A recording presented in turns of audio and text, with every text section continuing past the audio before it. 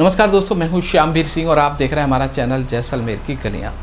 दोस्तों, जी समिट के दौरान प्रधानमंत्री मोदी नज़र आए और अन्य लीडर भी नज़र आए, पूरा मंत्रिमंडल नज़र आया, राष्ट्रपति जी नज़र आए, लेकिन आपको कहीं भी हमारे गृह मंत्री अमित शाह नज़र नहीं आए होंगे।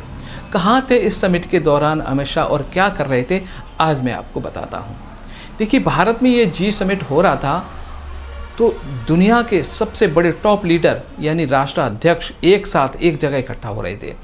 और किसी भी देश के राष्ट्राध्यक्ष जब एक साथ इकट्ठा होते हैं तो वो एक बहुत बड़ी बात होती है।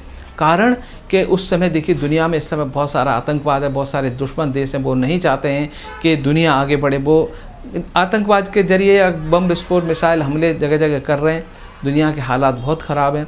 दुनिया में सुरक्षा की गारंटी कोई भी देश नहीं दे सकता है, लेकिन भारत ने इन सब लीडरों को एक साथ बुला करके न सिर्फ सुरक्षा की गारंटी दी और ये करके भी दिखाया। तो अमित शाह की जिम्मेदारी थी, क्योंकि वो गृह मंत्री थे।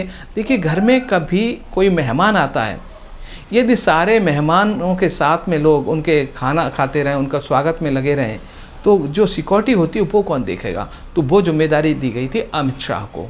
तो अमित शाह पूरी सिक्योरिटी, अंतर्राष्ट्रीय स्तर की सिक्योरिटी थी, कहाँ से क्या कुछ हो सकता है, उस समय क्या डिसीजन ले सकते हैं, वो जिम्मेदारी अमित शाह की थी। इतने व्यस्त थे कि पल पल की खबर कहाँ से, देखिए हमारे इतनी सिक्योरिटी थी कि जो हम हवा के अंदर 24 घंटे हमारे फाइटर प्लेन उड़ रहे थे और हमारा फाल्कन प्लेन उड़ रहे थे और सैटेलाइटों से नज़र रखी जा रही थी कि जो देश के आसपास 1000 किलोमीटर के आसपास, यानी भारत की सीमा से 1000 किलोमीटर दूर से भी कहीं कोई ऐसा खतरा तो नहीं भारत की तरफ आगे बढ़ रहा, ऊपर से आसमान से कोई खतरा तो नहीं आगे बढ़ रहा। ये सारी व्यवस्था सैटेलाइटों के जरिए, हमारे जो यूँ कहें कि S-400 के माध्यम से इनको रोकने की व्यवस्था की गई थी। 3 स्तरीय सुरक्षा थी हमारे देश की उस समय, और अमित शाह इसकी पल पल की मॉनिटरिंग कर रहे थे। एक तो मैं बताऊं कि देश को पूरा सील किया गया था, देश की सीमाओं को, जो कि S-400 जैसी बड़ी बड़ी मिसाइलों के द्वारा, हमारी आकाश मिसाइलों के द्वारा देश के अंदर से कोई हमला होता है तो वो भी व्यवस्था थी। छोटी पिनाकल जैसे रॉकेट होते हैं, छोटे जो 25-30 किलोमीटर के दिल्ली के आसपास सुरक्षा के लिए वो थे, ड्रोन थे, और यूँ कहें कि फाइटर प्लेन ऊपर थे, और फाल्कन भी उड़ रहे थे हमारे, जो कि 300 किलोमीटर का एरिया किसी चारों तरफ से, रत्ती भर भी कुछ उठापटक होती है तो वो खबर दे देता। तो ये सब सुरक्षा के कारण अमित शाह इस समिट में नज़र नहीं आए, लेकिन सबसे बड़ा श्रेय उनको कि इस समिट के दौरान किसी भी आतंकवादी संगठन या कोई भी देश रत्ती भर भी गड़बड़ नहीं कर सका, क्योंकि हमारी सुरक्षा व्यवस्था इतनी कड़ी थी कि पल पल की खबर ये अमित शाह को मिल रही थी और डिसीजन उनके हाथ में था। यदि कुछ होता ऐसा तो उस समय इतना बड़ा डिसीजन हो सकता था, क्या कुछ हो सकता था ये बताना भी इस समय असंभव सा लग रहा है।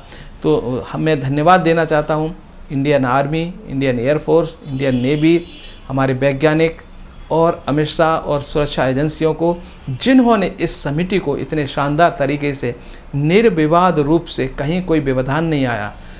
ये बहुत बड़ी उपलब्धि, भारत का नाम इन हमारे देश के लोगों के कारण ही होता है। कर्मठ लोगों ने, जिन्हें दिन रात मेहनत करके इस समिट का आयोजन शानदार तरीके से कराया, उनको बहुत बहुत बधाई देता हूं। अमित शाह जी हमारे गृह मंत्री, बहुत बहुत बधाई अमित शाह जी को कि इतने शानदार तरीके से, इतनी सुरक्षा, कड़ी सुरक्षा के बीच सारे देश खुश हो गए, दुनिया खुश हो गई। ऐसे ही आप देश की सेवा करते रहें और मैं यही कामना करता हूँ। और हम जब भी ज़रूरत पड़ेगी देश को, हम तैयार हैं, हम आपके साथ खड़े हैं। पूरे 140 करोड़ देशवासी इस समय अमित शाह के साथ खड़े हुए हैं। ऐसे आयोजन हों तो आपको जैसे लोगों होंगे तो ये आयोजन होते रहेंगे और कोई व्यवधान किसी डालने की हिम्मत नहीं होगी। वैसे भी अमित शाह का नाम इतना बड़ा है कि किसी देश की या किसी दुश्मन की बड़े आयोजन में कोई भी व्यवधान डालने की हिम्मत नहीं कर सकता। बहुत बहुत धन्यवाद अमित शाह जी, हमारे गृह मंत्री जी।